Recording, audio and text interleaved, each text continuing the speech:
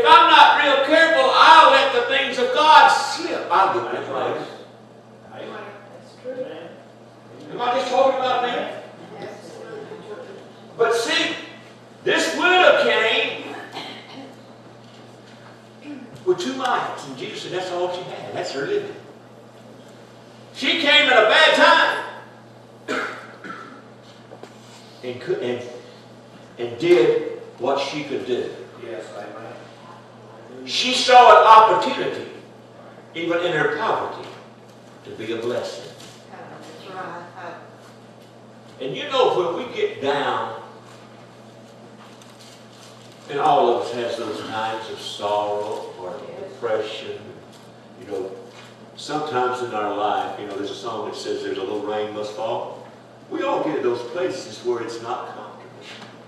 But the best way, if you're really feeling down, to get lifted up, is to find you somebody else that's feeling down. Yes. And begin to pray for them and to give them words of comfort.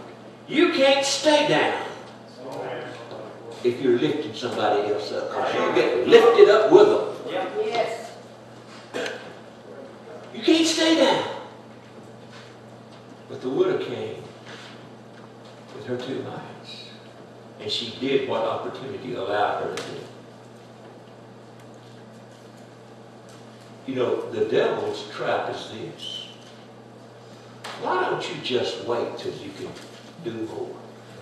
Right. You know, you know that you need to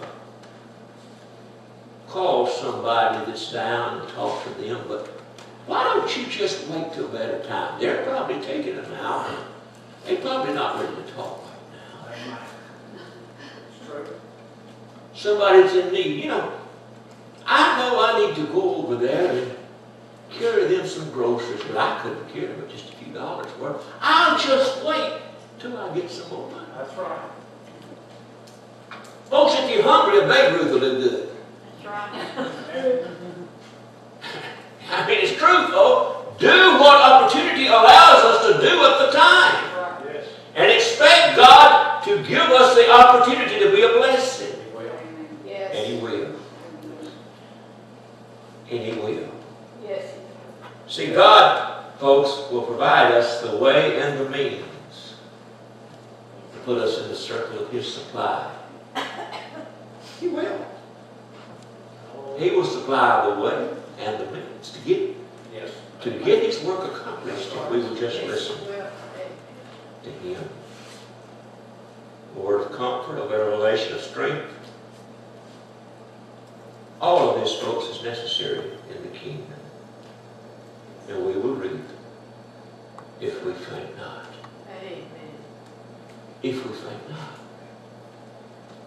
We have to understand, though, it's not about how we feel, it's about what we know to do. You know, John the Revelator,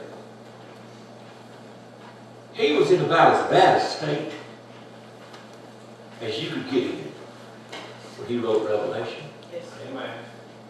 I mean, the Roman Emperor, Domitian,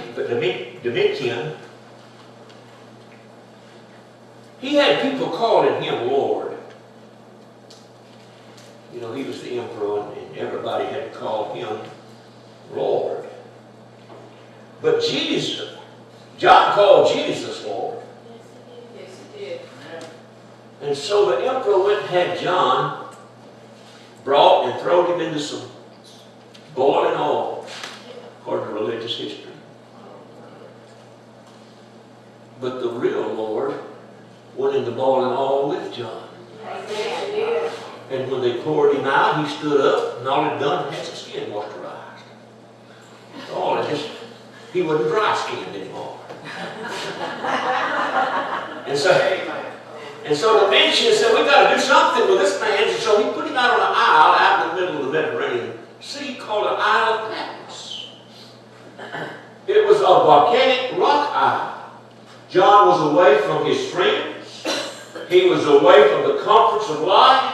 He was away from all of those that could have brought him a word, to lift him up. John didn't know how long he was going going to be on that island or if he ever was going to get off. But John was the apostle that loved Jesus, and Jesus loved him. And so, on that rock, John was looking for an opportunity to do something for his Lord. Now I want you to look what he wrote in Revelation 29. He didn't know if he was going to get off, but he was going to write this revelation and trust in God that he's going to get this off. He's expecting an opportunity to do something in the kingdom. He said, I, John, who also am your brother and companion in tribulation and in the kingdom and patience of Jesus Christ, was in the isle that is called Patmos for the word of God and for the testimony of Jesus Christ. I was in the Spirit in the Lord's day, and heard behind me a great voice of a trumpet. John's out there on that rock, don't know if this is where his life's going to end up.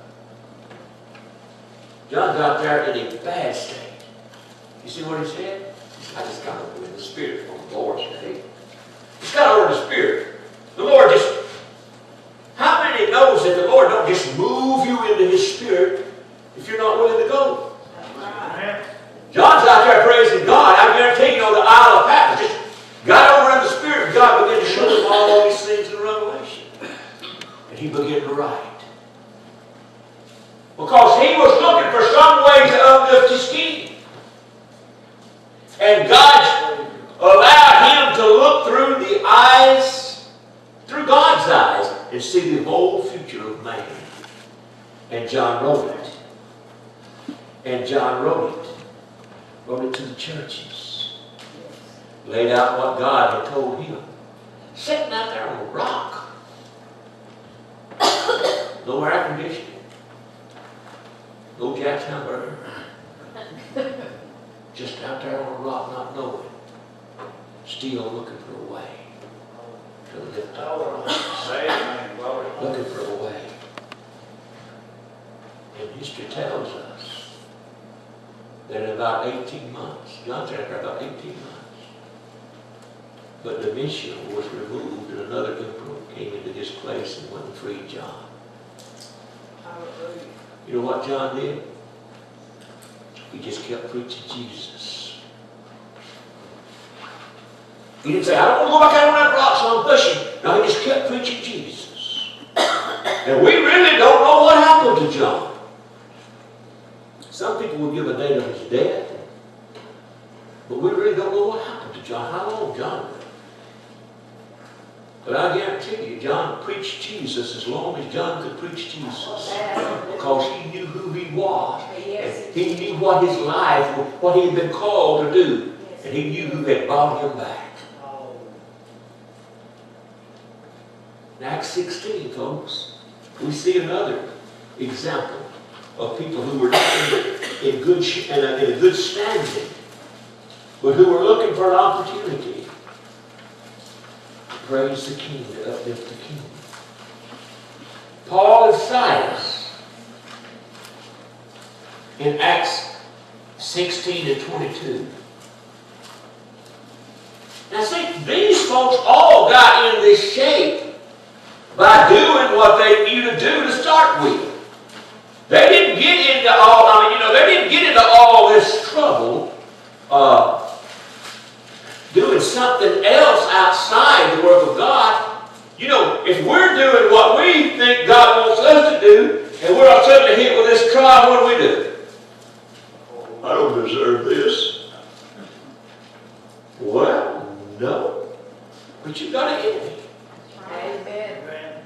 You got an enemy. It ain't about what I deserve. It's about I got an enemy and I got a Savior. Which one am I going to listen to? But Paul and Silas, see, they've been preaching the Word of God, and they got all beat up. They beat them up, and they threw them into prison. And you know what they did? At midnight, they had a prayer meeting. And after the prayer meeting, they began a praise service. Yeah. And God brought the house down. and a revival broke out. And folks got saved.